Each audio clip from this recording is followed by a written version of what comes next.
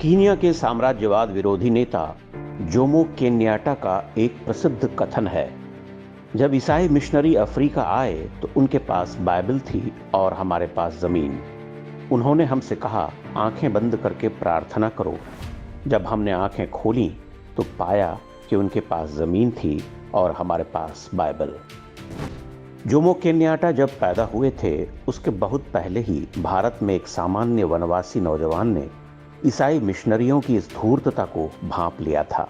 उसने इस खतरे को न केवल समझा बल्कि अपने पूरे समाज को भी सजग करने के लिए अपना सर्वस्व बलिदान कर दिया। लोग उन्हें बिरसा मुंडा के नाम से जानते हैं। जनजातीय हिंदू समाज आज बिरसा मुंडा को भगवान की तरह पूजता है, क्योंकि वही थे जिन्होंने लगभग 150 वर्ष पूर्व जनजातीय समाज और उनकी हजारों वर्ष प्राचीन संस्कृति को ईसाई मिशनरियों की गिद्ध दृष्टि से बचा लिया था।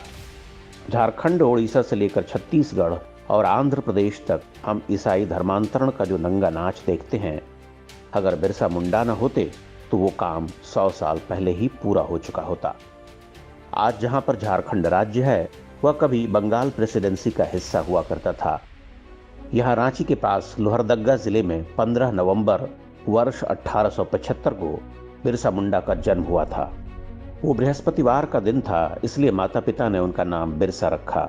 बिरसा पढ़ने लिखने में बहुत तेज थे, इसलिए गांव के स्कूल के बाद उनका नाम ईसाई मिशनरी स्कूल में लिखवा दिया गया। मिशनरी स्कूल में प्रवेश के लिए ईसाई बनना आवश्यक था। बिरसा मुंडा का भी धर्मांतरण कर दिया गया और वो बिरसा मुंडा से बिरसा डेविड बन गए। स्कूल में ही बिरसा समझ गए कि ईसाई मिशनरी जनजातियों की संस्कृति को नष्ट करना और जंगलों की जमीन हड़पना चाहती हैं। बिरसा ने मिशनरी स्कूल और ईसाई मजहब दोनों का त्याग कर दिया और वापस अपने मूल धर्म को अपना लिया। उन्होंने जनजातीय समुदाय में जागरूकता पैदा करना शुरू किया, उन्हें एकजुट किया और अंग्रेजों को लगाम देना बंद कर दिया। इससे ईसाई मिशनरियां तिलमिला गईं और अंग्रेज सरकार में खलबली मच गई। बिरसा मुंडा पर मुकदमा चलाया गया। मात्र 20 वर्ष के बिरसा को जेल की सजा सुना दी गई। इसके बाद तो पूरे वनवासी क्षेत्र में ऐसी चिंगारी भड़की जिससे पैदा लपटों को काबू करना अंग्रेजों के लिए असंभव हो गया। बिरसा ने इस क्रांति का नाम उल गुलान रखा, जिसका अर्थ होता है भारी कोहराम। बिरसा मुंडा की अगुवाई में तीर कमान से लैस वनवासियों ने अंग्रेज सरकार की नाक में दम कर दिया। उन्होंने बड़ी संख्या में अंग्रेज अफसरों और सिपाहियों को मौत के घाट उतार दिया। बिरसा की छापामार शैली का अंग्रेजों के पास कोई जवाब नहीं था। उनका बंदूकों से लैस होना भी वनवासियों के तीर कमान के आगे लाचार था। बिरसा के बढ़ते बल को देखकर अंग्रेजों के सिर पर खून सवार हो चुका था। 9 जनवरी वर्ष 1899 को उन्होंने रांची के पास खूंटी जिले में डोबारी बुरू नाम के एक पहाड़ को घेर कर वहां गोलियां बरसाईं। उस घटना में बड़ी संख्या में बिरसा मुंडा के समर्थक मारे गए। इनमें कई महिलाएं और बच्चे भी थे।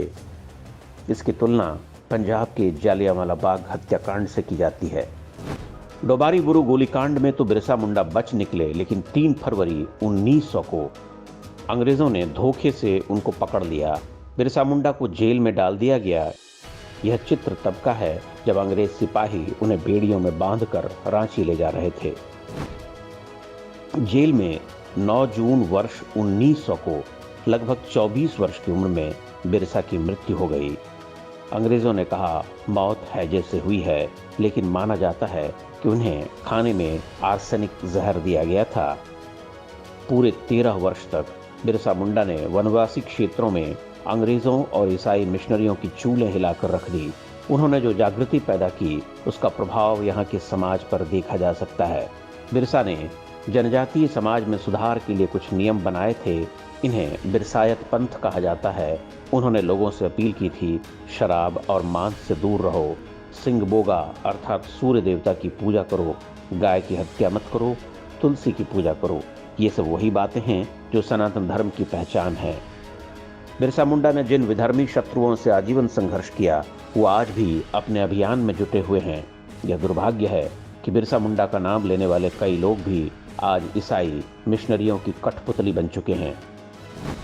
पहले अंग्रेजों ने और स्वतंत्रता के बाद कांग्रेसी सरकारों ने बिरसा मुंडा के साथ शत्रुता का व्यवहार जारी रखा। उनकी वीरता की कहानियां स्कूली पाठ्यक्रम से गायब कर दी गईं या एक दो पैराग्राफ में समेट दी गईं। उन्हें केवल जनजातियों के नायक के रूप में चित्रित किया गया, जबकि बिरसा मुंडा का स्थान भारतीय इतिहास के उन महानायकों में से है जिन्होंने देश और समाज के लिए अपना सर्वस्व बलिदान कर दिया। बिरसा मुंडा ने उलगुलान की जो मशाल जलाई, उसे आगे ले जाने का दायित्व हम सब का है, जब तक कि उन ईसाई मिशनरियों का संपूर्ण विनाश न हो जाए जिनके विरुद्ध बिरसा मुंडा ने क्रांति का बिगुल फूंका था।